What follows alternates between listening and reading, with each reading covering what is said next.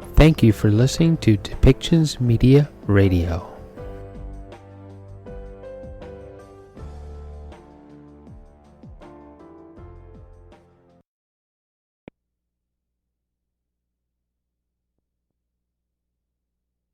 Good afternoon, everyone. Happy Friday. I will start with a personnel appointment. Following consultations with the Executive Board of the United Nations Population Fund, the Secretary General is pleased to reappoint Dr. Natalia Kanem of Panama as Executive Director of UNFPA for a second term of 4 years. The Secretary General notes his appreciation of UNFPA's powerful advocacy to advance the sexual and reproductive health and rights agenda, to address population dynamics, and to empower youth, as well as UNFPA's focus on accountability and effective management and its commitment to delivering transformative results in both development and humanitarian settings to end the unmet need for contraception, end preventable maternal deaths, and end gender-based violence in all its forms. The Secretary General looks forward to furthering this work together with UNFPA and partners and with urgency towards the 2030 deadline. Dr. Kanem brings more than 30 years of strategic leadership experience in the fields of preventive medicine, public and reproductive health, social justice, and philanthropy to the role, and we are happy to have her around. I want to flag that on Saturday, the Secretary General will be going to Barbados to take part in the opening ceremony of the UN Conference on Trade and Development, known as UNCTAD 15. The opening ceremony will take place in Bridgetown on the 4th of October.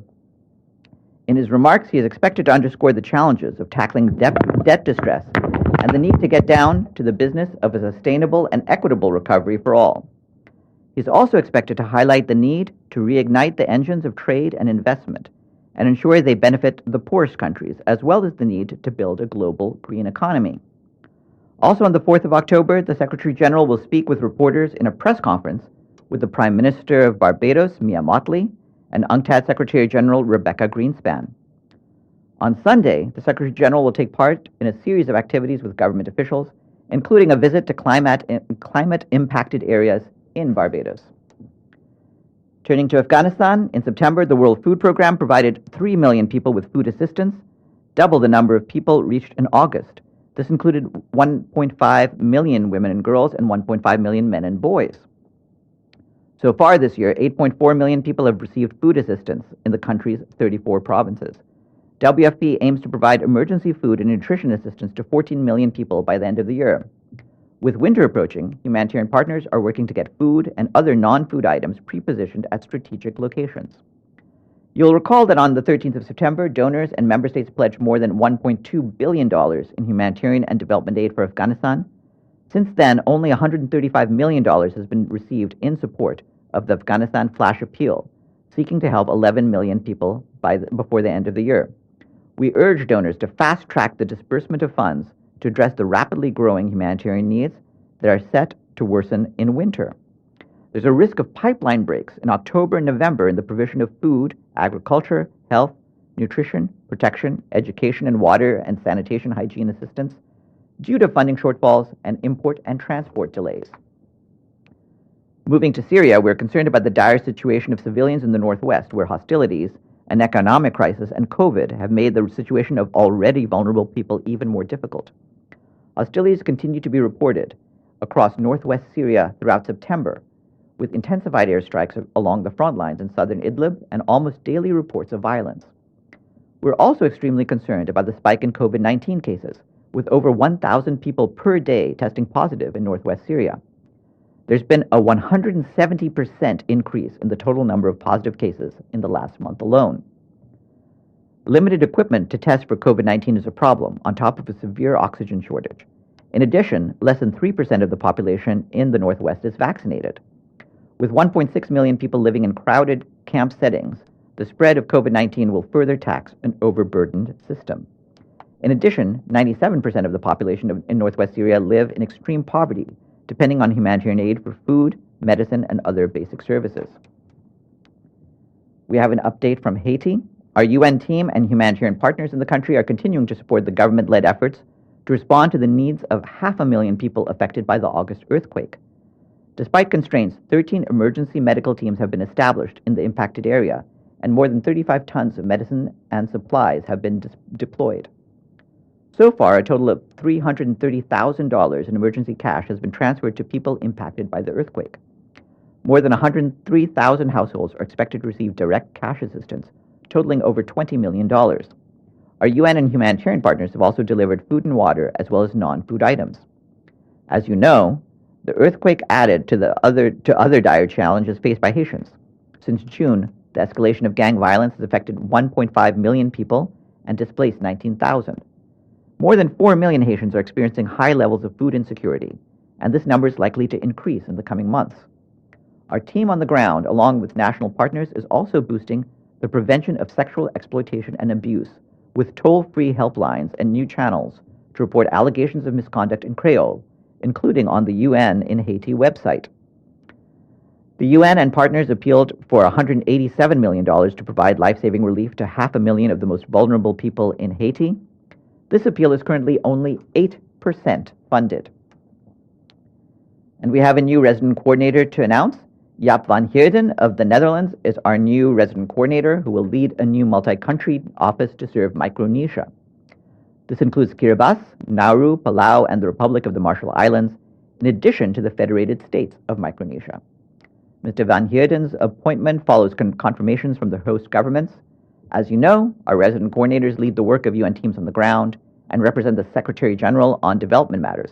Mr. van Heerden's full biography is online. And I have a few international days to flag. Today is the International Day of Older Persons.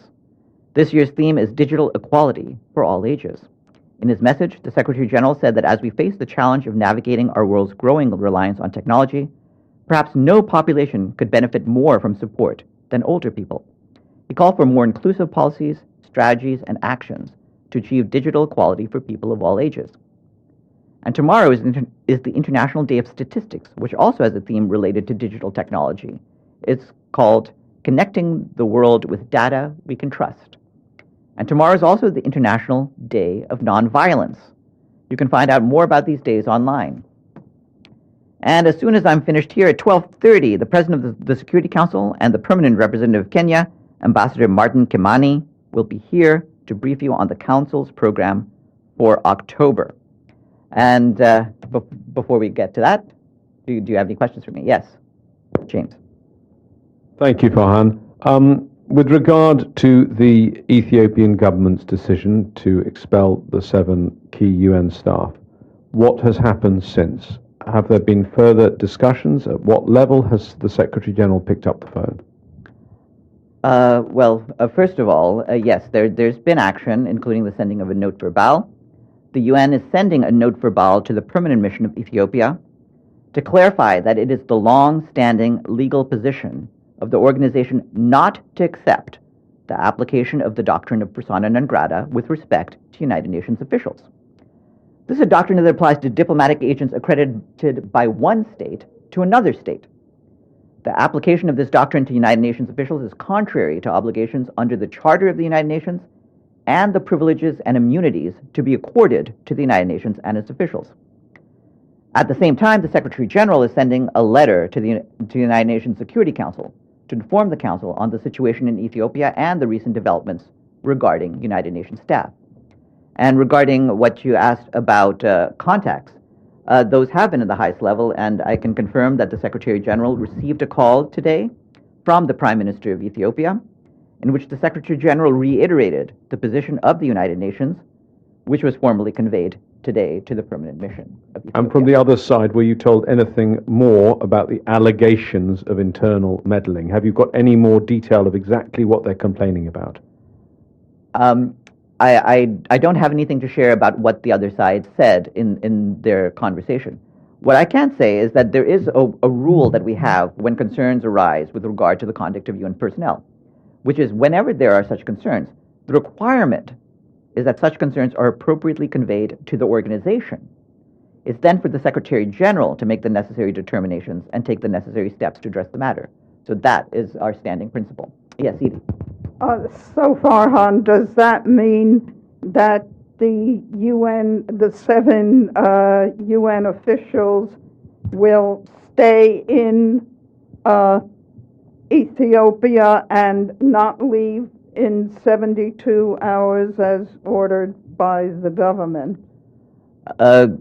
Again, what I can say is that the organization has decided, in accordance with its position, not to accept the application of the doctrine of persona non grata. Again, this is something that applies between states. We are not a state. And for now, I have nothing to say about the status of the 7 individuals. As far as I'm aware, they're in Ethiopia. Yes. Thanks, Farhan. Just wondering why it has taken so long to issue a press release on Cyprus following a meeting between the Secretary General and the 2 leaders from the island. Will there be a statement or not? To be honest, at this stage, I'm not expecting anything. How shall I put this? When we don't say something, it's not that we've forgotten, it's that a conscious decision is taken not to say something. Yes, Ibtisam. On Ethiopia, just to follow up, because I'm trying to understand what the statement you read, the answer to James' first question. So from your side, you are not taking any action to the 7 UN representatives who are in the country. They are not going to leave. This is what you are saying? Well, what I'm saying is what our legal position is. That our position, and this has been our consistent position in all such matters, is not to accept the doctrine of persona non grata as it applies to UN officials. It should not apply to us. How would this affect the issue of security? Because if I understood it right, very often countries in which there's UN present are responsible to provide security. So how will this influence? Is this also the case, or? Well, certainly whenever there are any developments that could impact or hinder the security of our personnel on the ground, we take those into account. And if we need to take steps to ensure the security of staff, of course we will do that. But I'm not going to speculate on what course of action it is. But certainly we do evaluate any developments in terms of the impact it has on security. Yes, Abdelhamid. Thank you, Farhan. About 2 weeks ago, the permanent representative of Morocco, Ambassador Omar Hilal, said that his country approved the appointment of Mr. de Mistura as a special envoy to Western Sahara. What's happening? Why is this announcement did not come about? Where is the issue now? Is it in the Security Council or maybe the other side, the Frente Polisario, or what's going on? Thank you. Ultimately, for us, appointments are only announced once they're finalized. I'm not going to speculate on appointments until they're finalized, so I would neither confirm nor deny any reference to the person you've named. All I know is that in this case, we've been following the process of having the position on Western Sahara filled for some years, and there have been many different types of hurdles, and hopefully we will clear them, but for now, we're still working to resolve this issue and have no announcement to make. And I don't see any questions in chat, so are there any further questions in the room? Yes. Yes, James. Sorry, just some more clarification on the Ethiopia situation. And the question was asked yesterday, and I understand that it was only just happened, and Stephanie couldn't answer. But when did you first get notification from the Ethiopians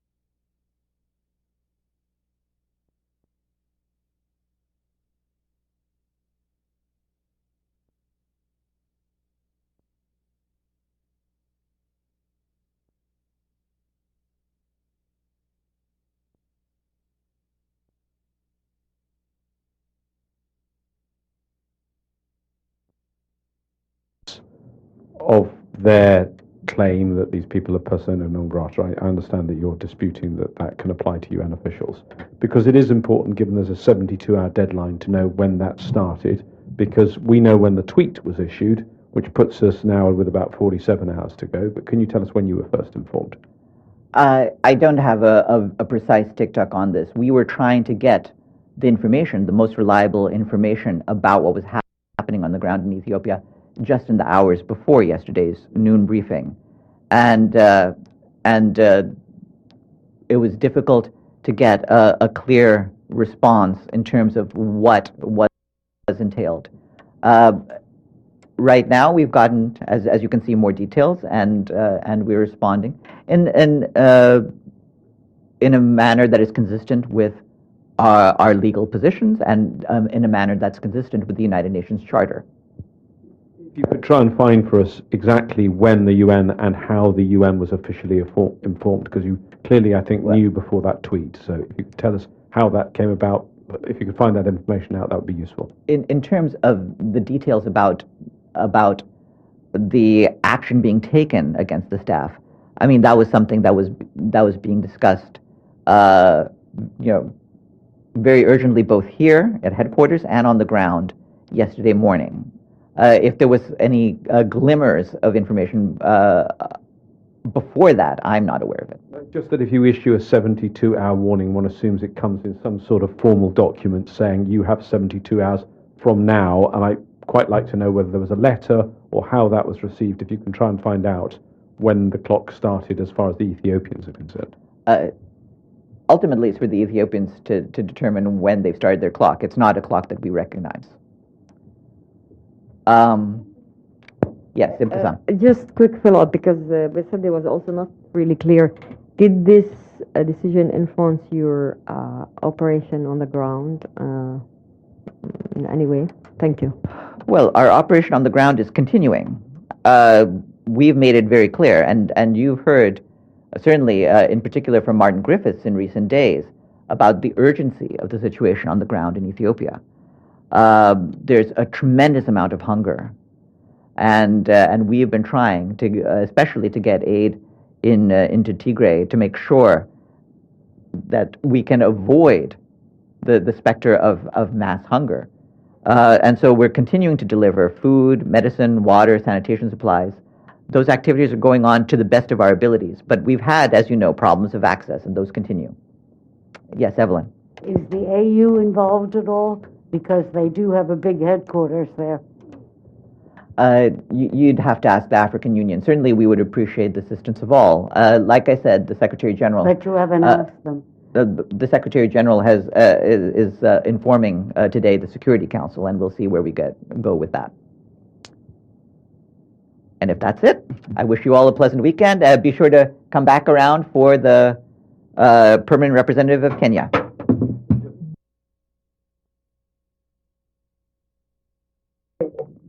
While we wait, we have two guests today. One of them is online, Alicia Barcena, the Executive Secretary of the Economic Commission for Latin America and the Caribbean, ECLAC, or CEPAL if you prefer. And I'll turn the floor over to you. And, oh wait, I see Guy Ryder is also on. Ms. Ryder, can you hear us? If I can, absolutely. Sorry to keep you waiting. Oh, no problem. So Guy Ryder from the head of the International Labor Organization is also on. Please, either one of you can go first, and then we'll take your remarks and then turn over the floor to questions. Alicia, adelante. Okay, thank you so much. Well, the first thing I want to say is that this has been a wonderful morning. I want to congratulate Guy Ryder and, of course, the Secretary General and the Deputy Secretary General, because today we were launching a very important report that has basically, I think, a couple of proposals. And the first one I say is the call to action.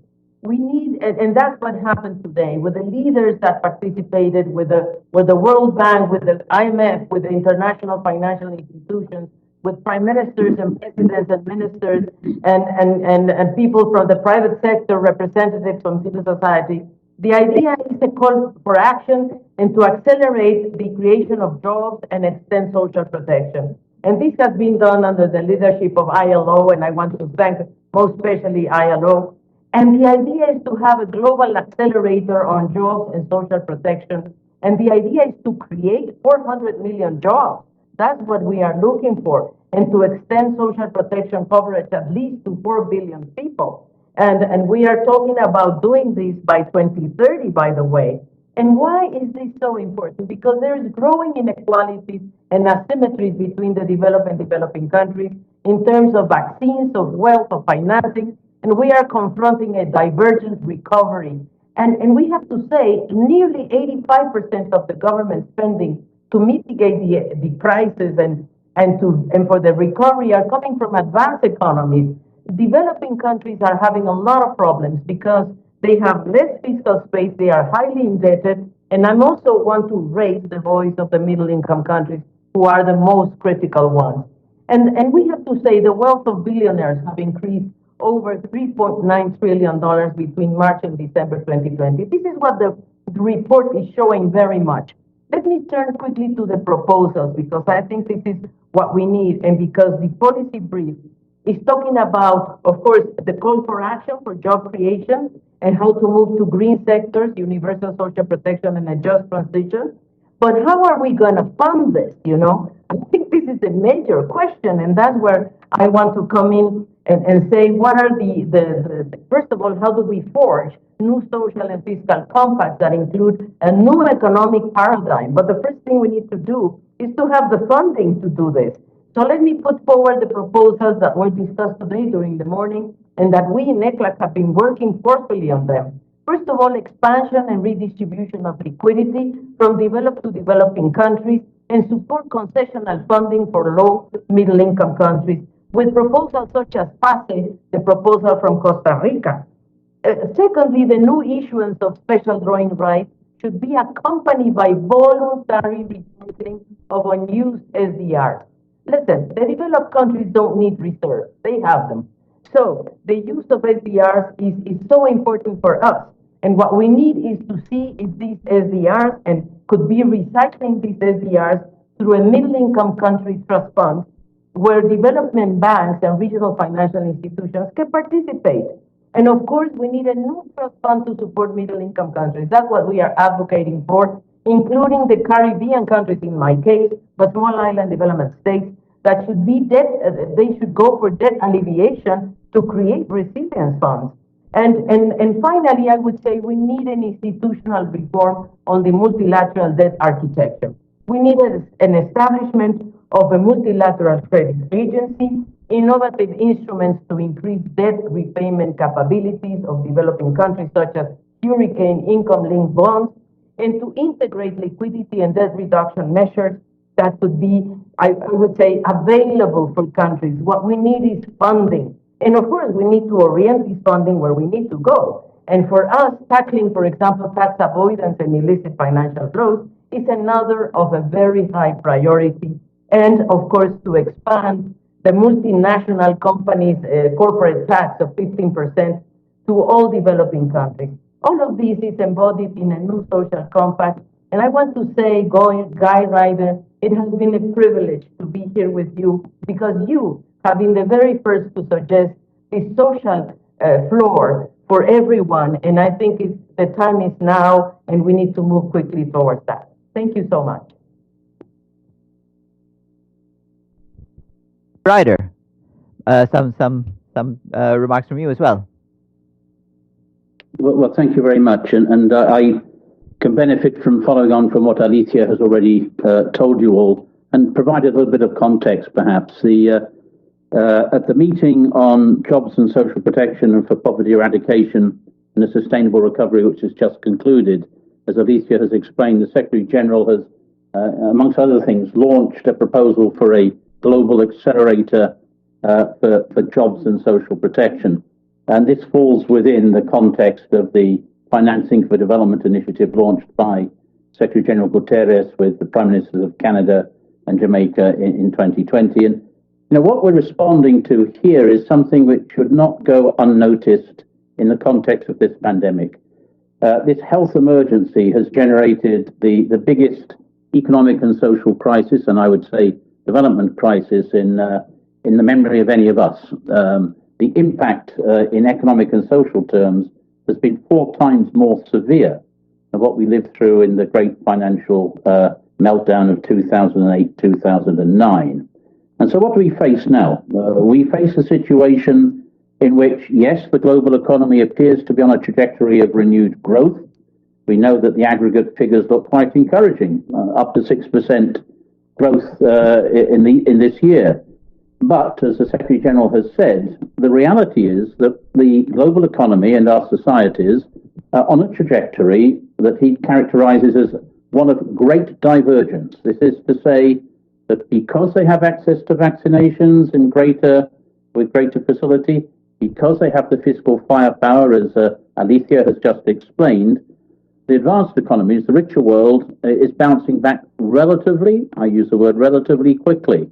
The same is not true of the developing and the emerging economies, who are stuck in a double whammy, if you like: lack of access to vaccinations, lack of the type of fiscal space that could enable them to resume growth and development processes. And within this rather alarming prospect, a prospect which should alarm us at least, today we have pointed to 2 key areas. One, of course, is the question of jobs, and yes, 400 million jobs that are needed to put us on track to meet the 2030 agenda and to bring about decent work for all. And secondly, the issue of social protection. You know, the social costs, the human costs, let me say, of this pandemic have been immensely magnified by the fact that the majority of the global population today is not covered by social protection of any type whatsoever. That applies to 53% of our fellow human beings. You know, and if we're talking seriously about resilience, building back better, that is a status quo and a reality that simply cannot be allowed to continue. So our accelerator is a mechanism to mobilize resources and channel resources to provide, as Alicia has explained, basic social protection floors to all, and at the same time to create jobs. Now, I think there are 2 pieces to that challenge. One is getting the right policies, getting the right mechanisms in place.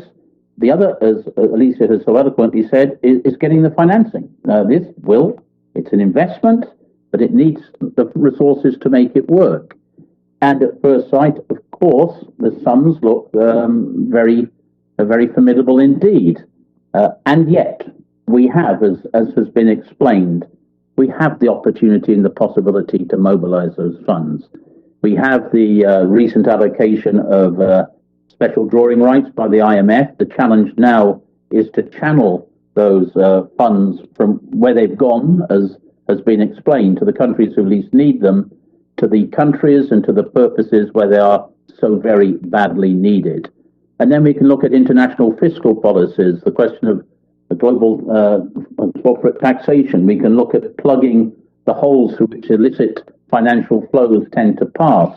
We need to fix all of these things. But if you look at what has already been spent, very unequally around the world, it is true, on COVID-19 response, it adds up to some $16 trillion US.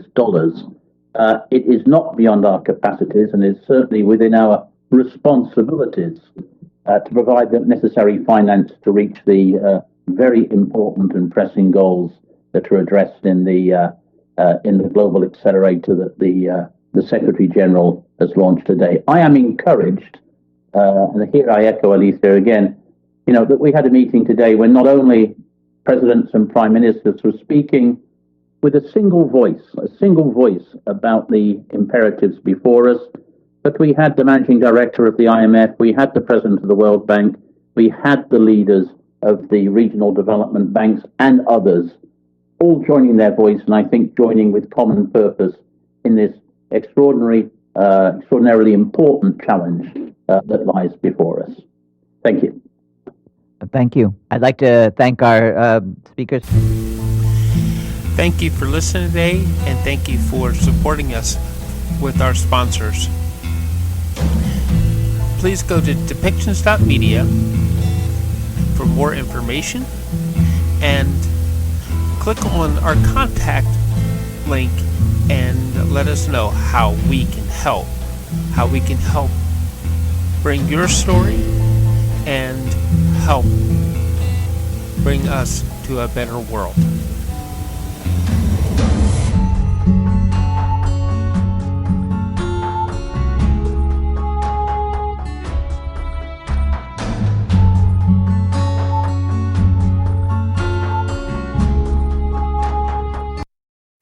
This show has been produced by Depictions Media.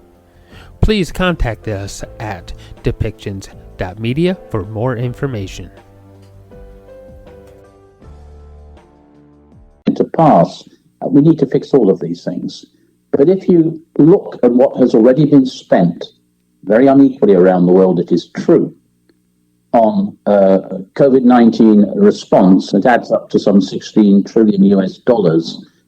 It is not beyond our capacities and is certainly within our responsibilities to provide the necessary finance to reach the very important and pressing goals that are addressed in the global accelerator that the Secretary General has launched today. I am encouraged, and here I echo Alicia again, that we had a meeting today when not only presidents and prime ministers were speaking with a single voice about the imperatives before us, but we had the managing director of the IMF, we had the president of the World Bank, we had the leaders of the regional development banks and others, all joining their voice, and I think joining with common purpose in this extraordinarily important challenge that lies before us.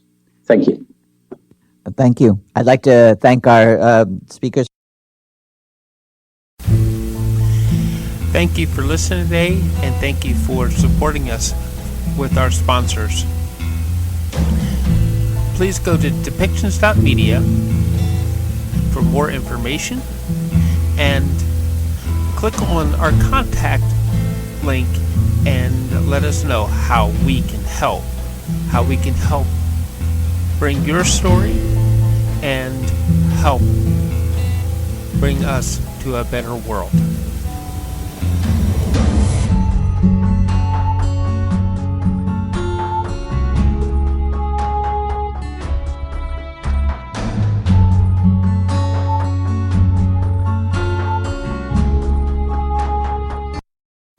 This show has been produced by Depictions Media. Please contact us at depictions.media for more information.